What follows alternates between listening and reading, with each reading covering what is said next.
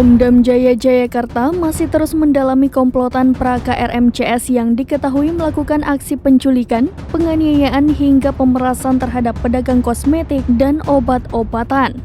Hal tersebut disampaikan oleh Kadis Penat Brigjen Hamim Tohari di Pomdam Jaya Guntur, Jakarta Selatan pada Selasa 29 Agustus 2023. Dari keterangan keluarga, Imam Mashkur ternyata sudah 2 kali menjadi korban penculikan. Nantinya, Irsyad mengatakan pihaknya akan mendalami dari ponsel para tersangka yang hingga kini belum ditemukan.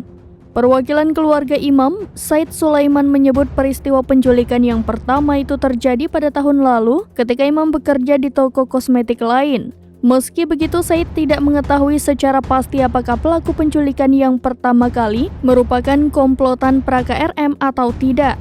Ketika itu, kata Said, Imam berhasil dipulangkan dengan membayar uang tebusan sebesar 15 juta rupiah.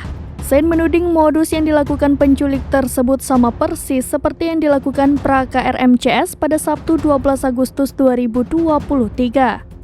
Para pelaku diduganya memang mengincar para penjaga toko kosmetik. Sejauh ini, total sudah ada 6 orang tersangka yang ditangkap dan ditahan dalam kasus ini dengan rincian 3 orang anggota TNI dan 3 warga sipil.